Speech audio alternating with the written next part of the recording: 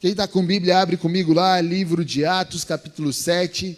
Estamos prosseguindo aí, domingo após domingo, que você se conecte à leitura. Nós vamos ler o capítulo inteiro, são muitos versículos, meu querido. Então, cuidado para você não se distrair no meio do caminho, cuidado para você não se perder. Se for mais fácil, acompanha pela sua Bíblia, se não, acompanha pelo telão, ou se não, talvez ouça com atenção. Nós vamos ler ele inteiro aqui, depois vamos estudar um pouquinho mais, então que você possa prestar atenção aí. Então lhe perguntou o sumo sacerdote: porventura é isto? Estevão respondeu: varões, irmãos e pais, ouvi, o Deus da glória apareceu a Abraão, ao nosso pai, quando estava na Mesopotâmia, antes de habitar em Harã, e lhe disse: sai da tua terra e da tua parentela, e vai para a terra que eu te mostrarei. Então saiu da terra dos caldeus e foi habitar em Harã. Dali, com a morte do seu pai, Deus o trouxe para esta terra em que vós agora habitais. Nela não lhe deu herança, nem sequer um espaço a pé, mas prometeu dar-lhe a sua posse dela depois da sua descendência, não ele ainda tendo filhos. E Deus falou que a sua descendência seria peregrina em terra estrangeira, onde seriam escravizados e maltratados por 400 anos. Eu, disse Deus, julgarei a nação da qual forem escravos, e depois disso sairão e me servirão neste lugar. Então lhe deu a aliança da circuncisão. Assim nasceu Isaque, e Abraão o circuncidou o 8º dia. De Isaque procedeu Jacó, e deste os 12 patriarcas. Os patriarcas invejosos de José venderam-no para o Egito, mas Deus estava com ele, e o livrou de todas as suas aflições, concedendo também graça e sabedoria perante Faraó, rei do Egito, que este o constituiu governador daquela nação e de toda a casa real. Veio, porém, fome em todo o Egito, em Canaã, e houve grande tribulação, e nossos pais não achavam mantimento. Mas, tendo ouvido que Jacó no Egito havia trigo, enviou pela primeira vez nossos pais. Na segunda vez, José se fez reconhecer por seus irmãos, e tornou conhecida de Faraó a sua família de José. Então José mandou chamar a Jacó, seu pai, e toda a sua parentela, isto é, 75 pessoas. Jacó desceu ao Egito, ali morreu, e também os nossos pais foram transportados para Siquém, e postos no sepulcro que Abraão ali comprara com o dinheiro dos filhos de Amor. Como, porém, se aproximasse o tempo da promessa que Deus jurou a Abraão, o povo cresceu e se multiplicou no Egito, até que se levantou ali outro rei que não conhecia José. Este rei tratou com astúcia a nossa raça e torturou os nossos pais, pondo a forçá-los a enjeitar os seus filhos para que não sobrevivessem. Por esse tempo, nasceu Moisés, que era formoso aos olhos de Deus. Por 3 meses foi mantido na casa do seu pai. Quando foi exposto à filha de Faraó, o recolheu e o criou como seu próprio filho. E Moisés foi educado em toda a ciência dos egípcios e era poderoso em suas palavras e obras. Quando completou 40 anos, veio a ideia de visitar seus irmãos, os filhos de Israel. Vendo, porém, um homem tratado injustamente, tornou a defesa e vingou-o oprimindo, matando aquele egípcio. Ora, Moisés cuidava dos seus irmãos e entenderiam que Deus o queria salvar por intermédio dele. Ele, porém, não compreendia. No dia seguinte, aproximou os que brigavam, procurou entrar e trazer a paz. Homens, vocês são irmãos, por que estão ofendendo uns aos outros? Mas o que agredia o seu próximo repeliu, dizendo: ei, quem te constituiu autoridade ou juiz sobre nós? Acaso vai querer nos matar como fizeste com o egípcio ontem?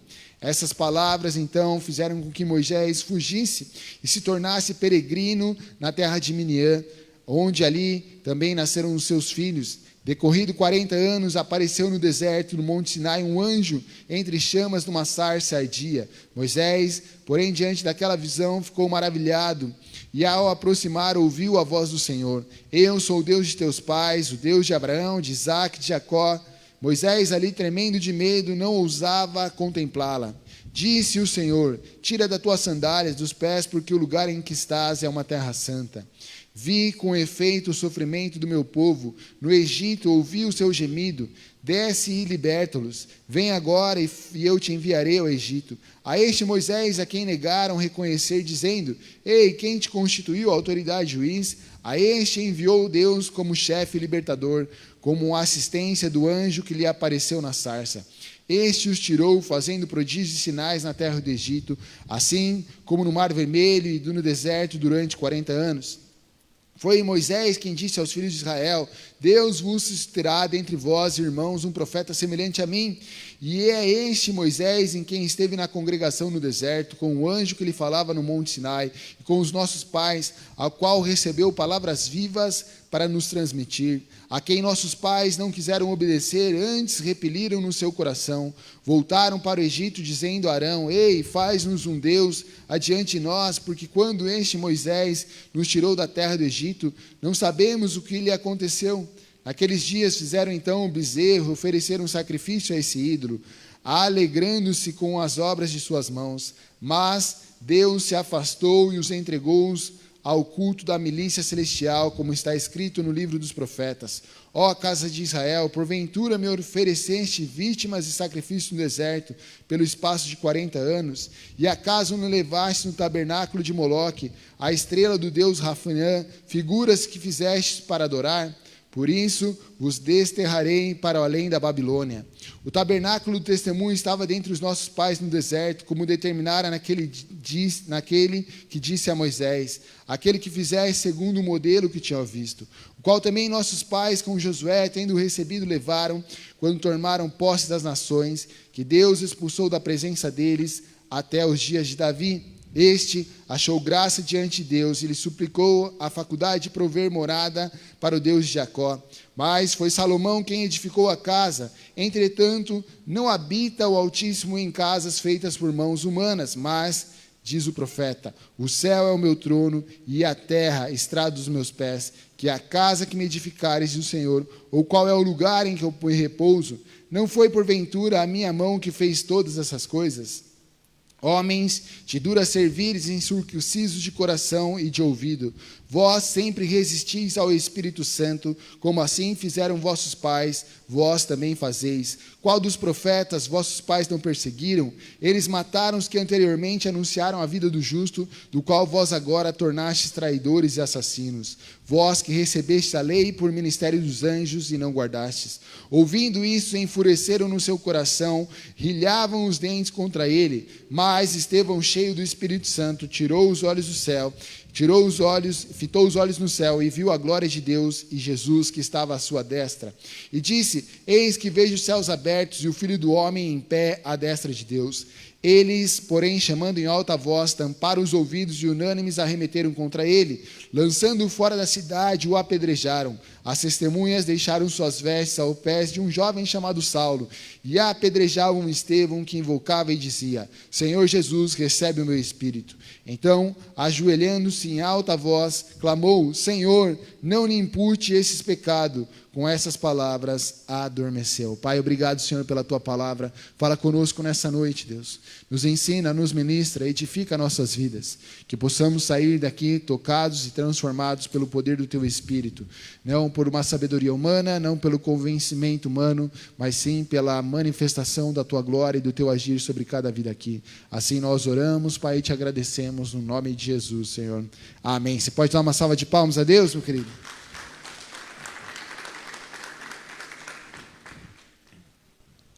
Querido, então, lemos aqui 60 versículos que relatam um momento em que Estevão, você que estava no culto do domingo passado, vai se lembrar. Caso você não estava, querido, vou te dar um plano de fundo. Estevão foi levantado, então, como um diácono, alguém que estava ali para servir a igreja, estava ali cuidando dos órfãos, das viúvas. E Estevão, ele era um homem cheio do Espírito Santo. A palavra vai assim o descrever: um homem que estava disposto a anunciar a palavra do Senhor, um homem que estava disposto a se entregar pela palavra do Senhor. Assim ele fazia dia após dia. E à medida que ele saía a anunciar a palavra, à medida que Deus usava a sua vida, através da manifestação do Espírito em sua vida, com sinais, prodígios e maravilhas, isso começou a levantar, ciúmes, isso começou a levantar, querido, um certo temor dos homens religiosos, que estavam ali preocupados com o que Estevão estava fazendo. Assim, eles começaram a acusar Estevão, assim, eles começavam a, de alguma forma, tentar paralisar aquilo que Estevão estava fazendo. Acusado ele foi, então, meu querido, lá de blasfemar, de falar coisas contrárias a Deus. Assim, ele foi, então, interrogado. E aqui ele entra na sua defesa. O capítulo 7 é o discurso de defesa de Estevão a respeito das acusações que ele sofria. E quando questionado, Estevão não foi se defender. Estevão não foi ali, de alguma forma, tentar se justificar. Estevão apresentou aquilo que aqueles homens conheciam, a história, a palavra de Deus, mas trouxe a iluminação da palavra de Deus e uma contextualização para aqueles homens. Quem eram esses homens que estavam perseguindo Estevão? Eram os homens que eram os religiosos da época, aqueles que eram os sacerdotes, aqueles que estavam no templo, aqueles que tinham o papel de conduzir o povo a Deus, mas que estavam tão perdidos em si, no seu orgulho, em seu ego, que estavam ali combatendo a verdadeira obra de Deus. Homens que se moviam por ganância, por orgulho, por vaidade, e que não faziam nada por um coração genuíno diante de Deus, mas sim movidos pelos seus próprios interesses e pelo desejo de se aparecer aos outros. Então Estevão, ele começa lá a contar a história, através de Abraão, e ele vem vindo, Moisés, ele vai passando e trazendo esse plano de fundo. Ele está dizendo: ei, eu estou mostrando para vocês uma realidade. Seus antecedentes, ele vem contando a história. Quando ele fala dos pais, ele está falando das gerações que passaram. Ele está dizendo: ei, toda a geração foi se afastando de Deus, de alguma forma foi tentando abandonar a Deus, foi tentando deixar Deus de lado, dizendo e mostrando como a sociedade estava perdida naqueles dias, que era um reflexo de que acontecia já do passado, através dos profetas que foram perseguidos, através do momento em que o povo abandona Deus. Desde a criação, o propósito é que o povo estivesse com Deus. Quando Deus cria o homem e a mulher, Ele cria ali então os seus filhos para estarem juntos com Ele, para terem comunhão com Ele, para estarem em intimidade com Ele. Esse é o propósito da criação de Deus. E esse é o propósito para mim e para a sua vida. Quando Deus nos criou, Ele nos criou para que pudéssemos estar com Ele, termos intimidade, comunhão com Deus. Por isso, meu querido, quando nós estamos falando de Deus e das coisas de Deus, nós não estamos falando de uma religião. Porque Deus não criou a religião, Deus criou filhos e filhas. Deus criou ali os homens e as mulheres para que pudessem estar com Ele. Mas o povo, diante do pecado, através de Adão, quando o pecado entra, ele começa a se afastar de Deus. Uma das consequências de uma vida pecaminosa é o afastamento de Deus, porque Deus é santo. E em meio à santidade dele não habita pecado. Então nós automaticamente, quando vivemos uma vida pecaminosa, nos afastamos de Deus. E cada vez mais, meu querido, nós vamos ver essa realidade. E a Bíblia vai nos dizer que no final dos tempos, aonde muito provavelmente nós estamos caminhando a passos largos, o amor se esfriaria, o temor a Deus se esfriaria, e coisas bizarras nós veríamos e já estamos vendo. Por quê? Porque a sociedade, as pessoas têm se afastado de Deus e buscado simplesmente viver pela sua vontade, seus belos prazeres, aquilo que lhe agrada. Mas o propósito original da criação de Deus, meu querido, é que todos os seus filhos estivessem diante dele. O sistema da antiga aliança, então, era uma forma de tentar aproximar as pessoas de Deus, mas era uma figura, uma sombra daquilo que aconteceria através de Cristo. Então, é por isso que Deus envia seu Filho, Jesus Cristo, aquele que não tinha pecado, para vir como homem e Deus ao mesmo tempo e vencer ao pecado. E à medida que Ele vence o pecado, então Ele nos dá a condição de vivermos diante de Deus, como filhos de Deus. Sim, meu querido, todos nós vamos pecar, mas o pecado tem que ser um acidente e não uma ação da qual nós fazemos de forma livre, de uma forma voluntária. O pecado tem que ser algo que nos faz ter arrependimento, nos faz ter desejo de mudança, de transformação. E o que Estevão está fazendo ele está falando e relatando desde os patriarcas dos antigos ali, do Antigo Testamento, ele está falando isso para aqueles homens. Ei, várias gerações passaram e elas se afastaram de Deus. E semelhante a esses, vocês, Estevão estava acusando então aqueles homens de estarem se afastando de Deus e também, assim, matarem a Cristo, aquele que era a resposta de Deus às pessoas. Mas o que é interessante, meu querido, quando nós vamos lendo e compreendendo esse texto, nós vamos vendo então, meu querido, que o discurso de Estevão vai apontar para algo que todo mundo sabe, mas que muitas vezes, meu querido, passa despercebido em nossas vidas. Todo mundo entende, todo mundo conhece isso, mas muitas vezes, meu querido, nós negligenciamos esse ponto. Estevão, então, estava combatendo homens ali, meu querido, que viviam do sacerdócio dentro de um templo. O templo ali era a figura do lugar mais santo em que as pessoas poderiam estar. E aqueles homens se sentiam tão santos quanto Deus por serem sacerdotes daquele lugar. Aqueles homens, então, ostentavam uma posição, um status e mantinham suas atividades para sustentar isso. Ainda que todo mundo conhecesse, o coração deles estava perdido e corrompido. É por isso que Cristo vem e confronta esses homens, dizendo que por fora eles tinham uma bela aparência, mas por dentro eles estavam podres. E aí Estevão continua ainda a falar e a tentar mostrar isso para eles. Mas um dos pontos principais da mensagem de Estevão é que Deus não habita em lugares feitos por mãos humanas. Em um determinado versículo, Estevão vai falar sobre isso. Ele vai dizer: ei, então, Deus não habita em lugares feitos por homens. Deus, ele não está habitando, meu querido, num lugar físico, numa igreja, num monte. Não, Deus, ele habita na minha e na sua vida, amém?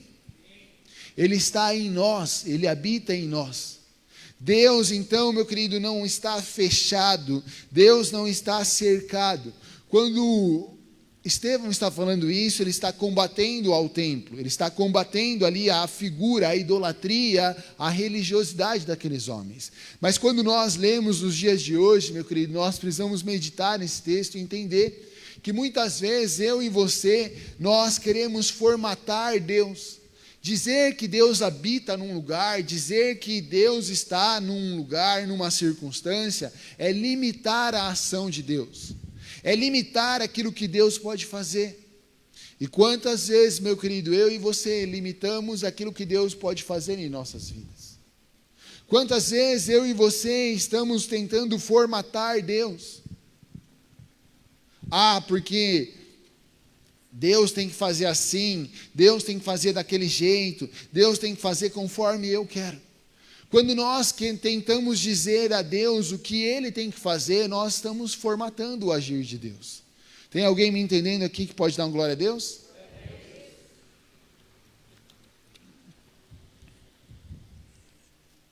Quando pessoas novas na fé estão ainda caminhando e compreendendo a ação de Deus, essa dúvida ou essa forma de agir é normal.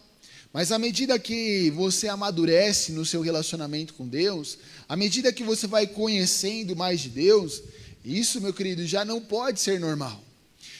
Muitas vezes as pessoas vão dizer assim: me ajuda em oração para que Deus mova, na minha vida e dê certo isso e aquilo. Puxa, ore por mim para que Deus me conceda isso. Quando você está orando e determinando o que Deus tem que fazer, de uma certa forma, meu querido, você está formatando o agir de Deus. Você está dizendo então que Deus tem que agir e corresponder conforme o que você quer.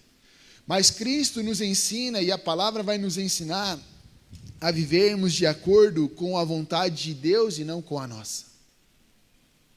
a vivermos conforme o querer de Deus e não com o nosso. É lógico que nós precisamos orar, é lógico que nós precisamos colocar coisas diante de Deus, mas sempre deixando que a soberania de Deus seja a principal ação. Sempre deixando com que a vontade de Deus seja estabelecida. Puxa, então vamos orar para que Deus conceda isso, segundo a vontade dEle, segundo o querer dEle, segundo o tempo dEle, segundo o jeito dEle. Tem alguém me entendendo aqui que pode dar uma glória a Deus? Mas às vezes a gente quer do nosso jeito, do nosso tempo, da nossa forma. E nós estamos dizendo que Deus é limitado, nós estamos então limitando Deus semelhante àqueles homens que limitavam o agir de Deus por Ele estar no templo. Lógico, diante da arca da aliança, daquelas coisas, então eles entendiam que Deus só estava naquele lugar. Era uma forma de limitar. A obra dos discípulos, a ação de Cristo, não era uma ação para aqueles religiosos de Deus, porque Deus não se moveria daquela forma para eles. Deus enviaria ali um novo sacerdote, um novo homem, e era isso que eles esperavam.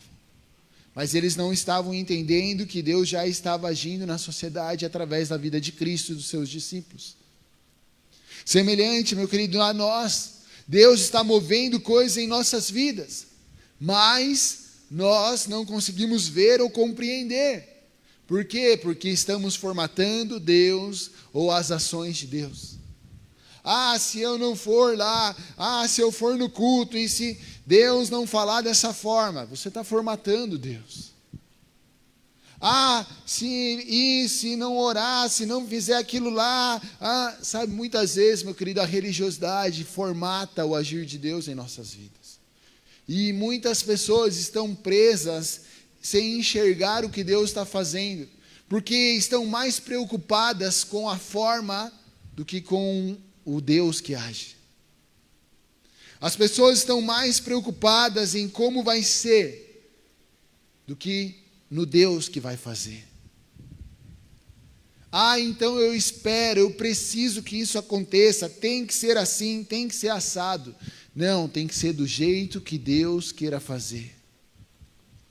Nós precisamos estar conscientes e sensíveis àquilo que Deus quer fazer.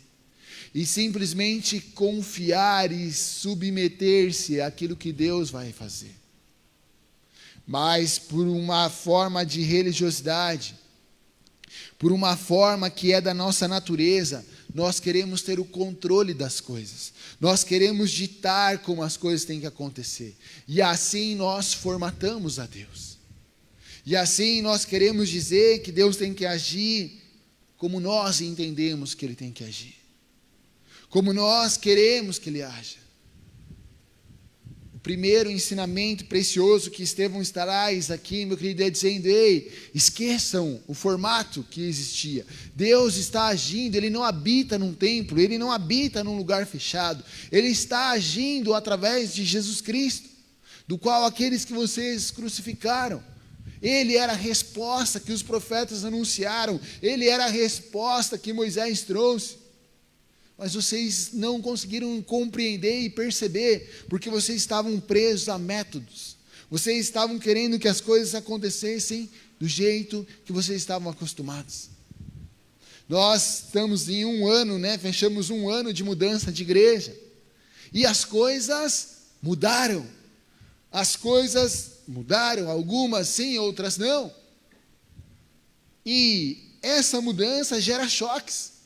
Essa mudança, muitas vezes, meu querido, nos tira do conforto. E ainda que não tenham sido drásticas mudanças, mas porque vivíamos muito tempo num mesmo estado, quando nos deparamos com mudanças, temos às vezes a noção ou a sensação de que, será que está acontecendo? Puxa, será que as coisas estão certas? Ei, estamos dependentes e confiantes e crendo naquilo que o Senhor está fazendo, sensíveis àquilo que Deus está nos dizendo, e é isso que basta. Mas, meu querido, muitas vezes a religiosidade vai tentar formatar aquilo que Deus quer fazer, e esse é um grande perigo da religiosidade, Quando nós formatamos o agir de Deus, e aí então nós vivemos presos a sistemas, a coisas, a métodos. E quando você pega a história na Bíblia, meu querido, Deus fazia de cada forma diferente com pessoas diferentes. Deus agiu de forma diferente com Abraão, Deus agiu de forma diferente com José, Deus agiu de forma diferente com Moisés, Deus agiu de forma diferente com Pedro, Deus agiu de forma diferente com Paulo, e assim vai ser comigo, com você e com todos que aqui estão. Mas nós queremos formatar, nós queremos dizer que Deus tem que agir desse jeito. Pior é quando nós olhamos para o lado, olhamos para as pessoas que estão ao nosso lado, e dizemos: ei Deus, por que você fez isso na vida do fulano e não fez na minha? Porque você não é o fulano. Deus age de uma forma com o fulano e vai agir de outra forma com você. Quando nós caímos no grande engano da comparação, nós estamos prendendo Deus numa caixinha, nós estamos formatando o agir de Deus. Quando nós olhamos para a vida dos outros, quando nós olhamos para a família dos outros, quando nós olhamos para o trabalho dos outros, quando nós olhamos para a igreja dos outros, pastor dos outros, nós estamos formatando a Deus. Nós estamos, de uma certa forma, tentando limitar a Deus, dizendo: por que naquele lugar é desse jeito e aqui é diferente? Por que, Deus, você não age igual? Porque Deus, Ele é soberano e Ele vai agir do jeito que Ele quiser, com a forma que Ele quiser, aonde Ele quiser, no tempo que Ele quiser. Cabe a nós nos sujeitarmos à soberania de Deus. O problema, meu querido, é que nós não entendemos o que de fato é a soberania de Deus. Pela forma que somos criados, pela forma que aprendemos muitas vezes, nós queremos ter o controle, sendo que o controle está nas mãos de Deus. E é esse processo de fé e de dependência e de entender a soberania de Deus que nos liberta das amarras da religiosidade e nos faz ter uma vida suave, um jugo leve, tranquilo, entendendo que Deus está conduzindo todas as coisas da forma que Ele quer. E o nosso papel é obedecer e crer naquilo que Deus está fazendo. Tem alguém aqui me entendendo que pode dar uma glória a Deus? Nossa, fulano chegou ontem na igreja, é mais feio do que eu, já achou uma namorada, eu que sou tão bonitão aqui, ó, não achei ninguém. Deus vai agir do jeito que Ele quiser, na hora que Ele quiser, como Ele quiser, no tempo que Ele quiser. Para de olhar para o lado e tentar formatar Deus. Simplesmente obedeça o que Ele está dizendo, confie e creia naquilo que Deus está querendo fazer na sua vida. Então Estevão está dizendo: ei, Deus não habita em templo feito por mãos de homens. Vocês têm sido uma nação, uma geração rebelde diante de Deus. Porque uma das consequências, meu querido, de não compreender a soberania de Deus, uma das consequências da religiosidade, de formatar Deus, é a desobediência. Consequentemente, a rebeldia. Porque você então não compreende aquilo que Deus está fazendo, porque você não entende então o agir de Deus diferente na sua vida, você então não obedece aquilo que Deus está te pedindo para fazer. Por consequência, você se torna um rebelde. Estevão, então, meu querido, ali já para os versículos finais, ele vai dizer: ei, vocês estão ali como homens de dura cerviz. Ele vai falar lá no versículo 51, aonde aqueles homens estavam ali travados, paralisados. Aqueles homens estavam acusando Estevão, então, de fazer coisas que eram contrárias a Deus. E ele vem com aquele discurso lá que nós já lemos de Moisés, Abraão e tudo mais. E aqui ele chega e ele termina o seu discurso dizendo: ei, vocês estão então rebeldes, obstinados de coração e de ouvidos. Vocês são iguais aos seus antepassados. Aqui essa versão ela não fala essa palavra, mas, meu querido, a versão mais próxima do original vai dizer: ei, vocês são ouvintes de dura cerviz. O que isso quer dizer, meu querido? Aqueles homens eram teimosos. Aqueles homens estavam com o pescoço duro, no sentido do que, quando um animal, meu querido, ele era domesticado, ou ele era usado para as obras ali, lembra, a sociedade vivia da agricultura, eles usavam os animais, eles colocavam um jugo no pescoço daqueles animais. Quando o animal não se sujeitava, os animais talvez que eram mais difíceis de ser domesticados ali, de serem cuidados, esses animais não se sujeitavam a isso. Então eles endureciam o pescoço e não conseguiam ser guiados. Era isso que Estevão está dizendo. Ei, vocês estão tão duros que vocês não conseguem ser guiados pelo Espírito de Deus. Vocês não conseguem ser conduzidos por Deus. Vocês estão tão duros que vocês não conseguem entender aquilo que Deus está querendo fazer. E aí ele vai dizer: ei, vocês são como um boi teimoso, do qual não tem como se domar. Também ele vai falar do coração ali desses homens, a respeito da circuncisão do coração desses homens. Sobre a ação de rasgar o seu coração e se submeter a Deus. A circuncisão no Antigo Testamento era uma marca da aliança do povo de Deus. Era uma marca de uma sujeição a Deus. No Novo Testamento, na Nova Aliança, Paulo vai falar muito sobre isso, sobre uma circuncisão no coração, aonde nós nos sujeitamos a Deus, aonde nós nos tornamos ali, então, dependentes de Deus. Essa circuncisão também fala de uma purificação dos nossos pecados, de uma ação que liberta nossas vidas em relação aos nossos pecados, aquilo que fazemos que desagrada a Deus.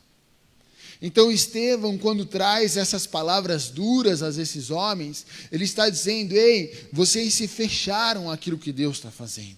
Vocês se fecharam àquilo que Deus queria realizar. Assim como os pais de vocês. Vocês tinham uma promessa, vocês tinham um Salvador que viria. Mas devido à dureza do coração de vocês, devido à dureza da compreensão de Deus, da sensibilidade a ouvir e entender aquilo que Deus estava fazendo, vocês perderam a oportunidade de reconhecer Cristo, a oportunidade de entender que Jesus era o Salvador. Sabe, quando nós olhamos para a nossa vida, meu querido, e vamos aprofundar um pouquinho mais o nosso relacionamento com Deus, muitas vezes nós estamos vivendo, põe o versículo para mim de volta ali, Alan, nós estamos vivendo exatamente como esses homens. Nós estamos vivendo muitas vezes, meu querido, com o nosso coração duro, nós estamos sendo muitas vezes rebeldes, nós estamos muitas vezes deixando de ouvir a Deus, semelhante ao que esses homens faziam. Posso, meu querido, te dizer como isso acontece de forma prática em nossos dias, sim ou não? Tá tudo bem, meu querido. Ninguém caiu, tá tudo certo, só barulho. Muitas vezes, meu querido, nós estamos esperando um Salvador. Por que esses homens não reconheceram Jesus? Porque eles estavam esperando um Salvador. Eles estavam esperando talvez alguém que viesse como Davi, um militar, e vencesse o Império Romano. Alguns talvez dos religiosos estavam esperando que um novo sacerdote, da linhagem de um sacerdote, se levantasse alguém que comandasse o templo e ali, de alguma forma sobrenatural, pudesse livrar o povo do Império Romano. Semelhante a Moisés, quando livra o povo do Egito, do faraó, com as pragas e tudo mais. Talvez para alguns deles era isso. Eles estavam então esperando um Salvador. Muitas vezes eu e você estamos esperando um Salvador. Muitas vezes eu e você estamos esperando algo acontecer para nos salvar. É da natureza esperarmos algo que nos salve. Por isso você vê, agora mudou o cenário. filmes de herói, tudo mais, porque dentro da natureza humana nós entendemos e precisamos de uma salvação. A salvação é Cristo, amém? Mas nós estamos buscando salvadores. Quando nós colocamos sempre a opção de que algo aconteça, de uma certa forma nós estamos esperando um salvador. Vou te dar um exemplo, meu querido. Quando eu comecei a entender que eu precisava buscar mais a Deus, eu dizia assim, puxa, eu queria buscar mais a Deus, mas eu preciso de um computador, porque naquela época, meu querido, o CD já estava saindo, então faz tempo, né? O CD já estava saindo e tinha o MP3 Player. Quem lembra o que é isso? Que era aquele bagulhinho assim que você botava lá. E quando eu ia orar no meu quarto, eu não tinha um som, e eu já não tinha mais CD, né? Ainda tinha alguns CDs, mas puxa, você ficar trocando de música, daí o CD riscava, aquela coisa. Daí você tinha que pular a música. No MP3 Player, você já selecionava as músicas que você queria ouvir, montava a tua playlist boa.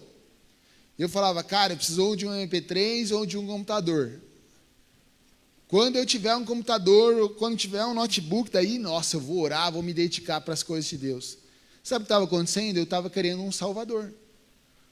Se eu tivesse, então eu faria. Se eu tivesse, então aconteceria. Aí, então, eu lembro que eu comprei um notebook. E por que eu não buscava mais a Deus? Porque agora eu tinha a música para ouvir, mas eu não tinha uma boa Bíblia para ler, então eu precisava de uma Bíblia de estudos. Quando eu tiver a Bíblia de estudos, então eu vou me dedicar mais à minha vida com o Senhor, porque daí eu vou poder estudar a palavra de Deus e ser. Eu estava esperando um Salvador. Isso já tinha acontecido o dia que eu tivesse uma namorada, uma esposa, e aí eu já tinha. Daí, o Salvador sempre estava por vir. Depois eu consegui a Bíblia de estudos. Mas eu morava ainda na casa da minha mãe, então eu não tinha um lugar meu. O dia que eu tivesse a minha casa, então eu ia separar um quarto exclusivo para poder ir orar. Ali seria o meu lugar de oração, o meu lugar de estar com Deus. Puxa, quando eu tiver mais tempo, então. Quando eu tiver mais tempo, quando eu for a alguma coisa, quando alguém me chamar, e assim nós vamos estabelecendo salvadores, condições das quais nós colocamos como a salvação da nossa vida, para que então possamos agir. Tem alguém me entendendo aqui? O dia que eu tiver um carro, então eu vou poder fazer isso. O dia que eu tiver dinheiro, o dia que isso, o dia que aquilo. Nós estamos colocando sempre um Salvador para condicionar, muitas vezes, a nossa ação. E não estamos percebendo aquilo que Deus já está fazendo. E muitas vezes não estamos agindo e obedecendo aquilo que Deus nos pediu para fazer. Estamos ali de coração duro, estamos ali de ouvidos fechados àquilo que Deus está fazendo. Porque ao invés de nos concentrarmos naquilo que Deus já nos deu, naquilo que Deus colocou, nós estamos preocupados com o que virá. Nós estamos preocupados com o que acontecerá. Era o que esses homens estavam vivendo. Jesus já estava ali, Jesus já esteve com eles. Os discípulos estavam agora anunciando, o reino já estava acontecendo, o reino de Deus já tinha sido estabelecido, o povo de Israel já tinha sido liberto. Mas eles estavam esperando ainda o Messias chegar, o Salvador chegar, algo acontecer, conforme eles queriam, conforme eles tinham pensado, conforme eles tinham imaginado. E esse é o grande problema dos dias de hoje, meu querido. Quando nós colocamos a nossa esperança em algo que vai acontecer. O dia que o fulano for o prefeito, presidente. Nesse ano, meu querido, você vai ser enganado muitas vezes por pessoas dizendo, se o Nine sair, aí, se o Trump, Ei, meu querido, nada tem a ver com quem vai estar ou não vai estar. tem a ver com Cristo ser o meu e o seu Salvador. Porque independente de quem esteja ou quem não esteja, nossa vida não está baseada lá, em quem está no governo ou quem não está, mas está baseada naquilo que Cristo nos pediu para fazer e viver.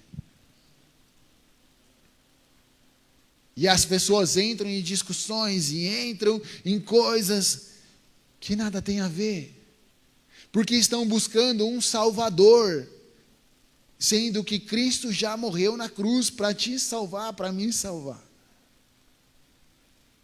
E nós estamos esperando algo acontecer, mas sendo que o mais importante já aconteceu. O melhor de Deus está por vir. Não, o melhor de Deus já aconteceu. Cristo na cruz por mim e por você. A religiosidade prende as pessoas muitas vezes nesse vai acontecer. E aí você é enganado por essas sensações, por essas perspectivas e não consegue entender a realidade que está ao seu lado.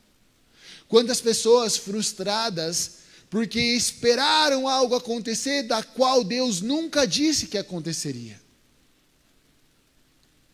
O discurso de uma teologia coach, de uma teologia da prosperidade, que tem invadido, meu querido, os nossos dias, vai te dizer que sempre vai ter algo melhor para acontecer na sua vida. E aí, sabe qual é o problema? As pessoas deixam de viver o hoje e só projetam aquilo que virá. E aí perdem a realidade do hoje, esperando algo acontecer. Estão presas num Salvador que virá, mas esquecem de viver e de aproveitar aquilo que já está acontecendo em sua vida. E aí elas estão sempre correndo atrás de algo novo, sempre correndo atrás do renovo, sempre correndo atrás de uma promessa, de uma palavra, de uma profecia, e esquecendo de viver aquilo que Cristo já está fazendo no seu dia a dia. É triste, meu querido, quando nós deparamos e vemos pessoas assim, como um saco furado. Você já tentou colocar algo dentro de um saco furado? Você vai colocando e parece que nunca fecha, e não vai fechar. Assim são essas pessoas, e é isso que Estevão está dizendo. Ei, o coração de vocês, o ouvido de vocês estão duros para compreender aquilo que Deus está fazendo. A realidade do reino de Deus já chegou. Não espere algo vir, algo acontecer. E as pessoas estão esperando algo, as pessoas estão esperando então um culto, um pregador, uma conferência, um evento, uma música, uma oração, uma profecia, uma palavra. Ei, Cristo já está vivo e atuante em nossas vidas. Simplesmente confie e obedeça aquilo que Ele está te pedindo para fazer. Se Ele quiser fazer através disso, ok. E se Ele não quiser fazer através disso, então não vai acontecer. Então não vai dar certo. Porque a expectativa não está no Deus que faz, mas sim no que Ele vai fazer. Mas segundo eu quero. Estevão estava combatendo algo que hoje é realidade em nossos dias ainda. Talvez o discurso para aqueles homens ainda caiba para nós nos nossos dias. Puxa, o momento em que, meu querido, viva o agora, viva o hoje, obedeça aquilo que Deus está te pedindo para fazer. Faça com aquilo que você tem em suas mãos e em disposição. Procure aperfeiçoar, procure melhorar, procure evoluir, procure adquirir, conquistar, sim. Mas que isso não limite aquilo que você pode e tem que fazer. Porque muitas vezes nós estamos esperando algo e deixando de viver aquilo que Deus já estava querendo proporcionar. Estevão estava ali sendo um servidor de mesas, cuidando de órfãos e de viúvas, do qual era o papel do templo, dos religiosos cuidarem. Fazendo o papel que aqueles homens não faziam. E aqueles homens estavam perdidos e presos, na esperança de que o Salvador ainda viesse. Combatendo aqueles e não entendendo nada, e combatendo aqueles que já estavam anunciando o reino, do qual eles estavam esperando. Por isso que Estevão vai dizer: ei, vocês estão tão duros, coração fechado, ouvidos fechados, deixando de ser guiados por Deus, querendo que as coisas sejam do seu jeito, da sua vontade, no seu tempo, da sua forma. O grande desafio, meu querido, de depender de Deus é confiar que Ele vai fazer, do jeito, no tempo e como Ele quiser. Para nós, que somos uma sociedade de imediatismo, de comparação de resultados exteriores, é difícil, porque nós estamos sempre querendo mostrar as coisas para os outros, mostrar aquilo, mostrar as outras coisas, e esquecemos que o reino de Deus não tem nada a ver com coisas externas, mas sim com coisas internas. Nós estamos muitas vezes preocupados em dar resultados que os olhos dos homens acham e compreendem como resultado. Mas o verdadeiro resultado está dentro de nós. Quando Cristo, o caráter de Cristo é formado em nós.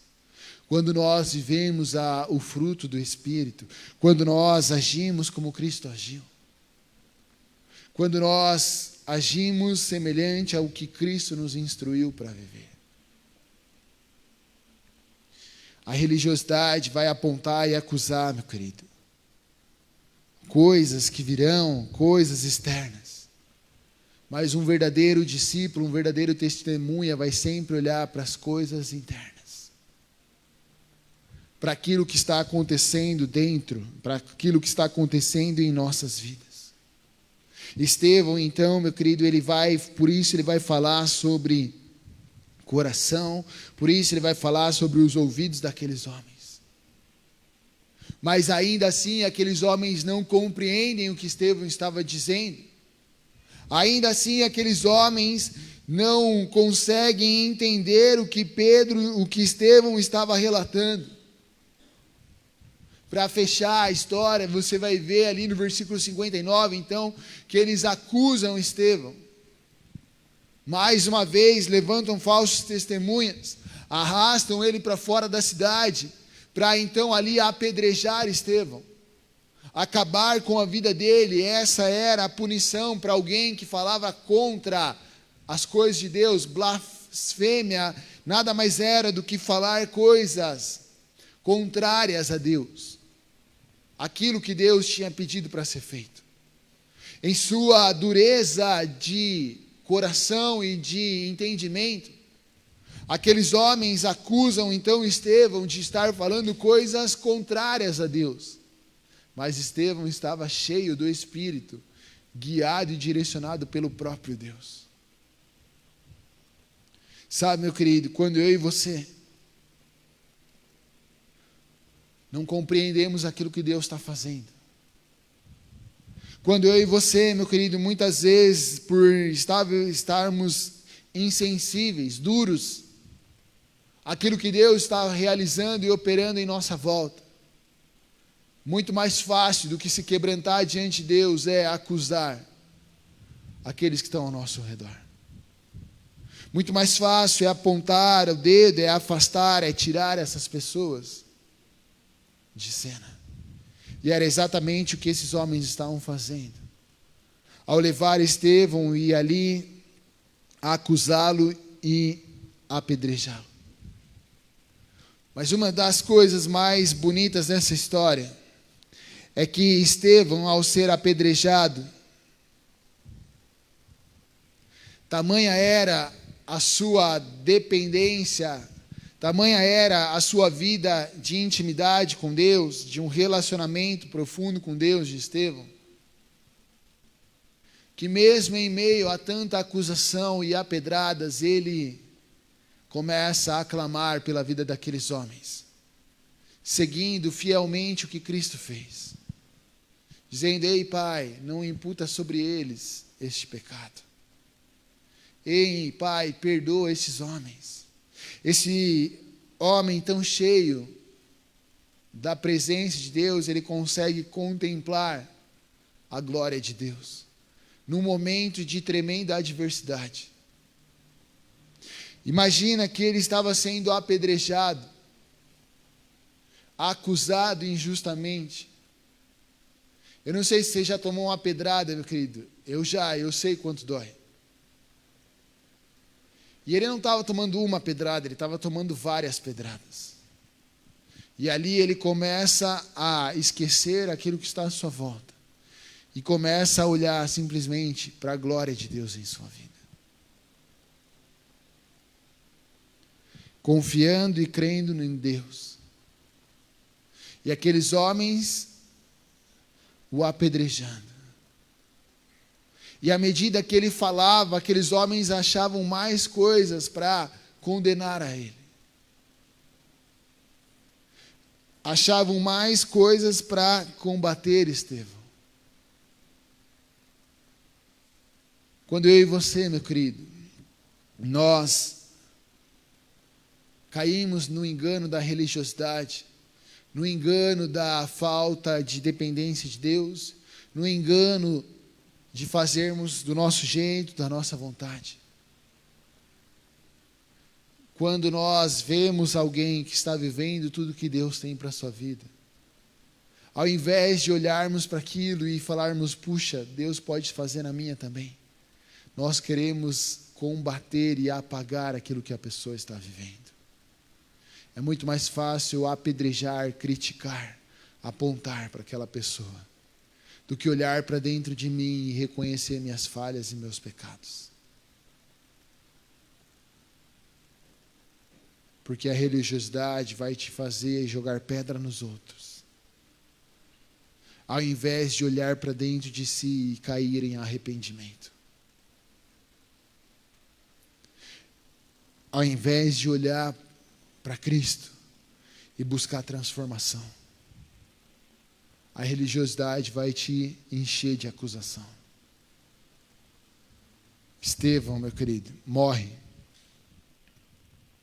Suas vestes são colocadas aos pés de Saulo, que mais para frente a gente vai ver Paulo.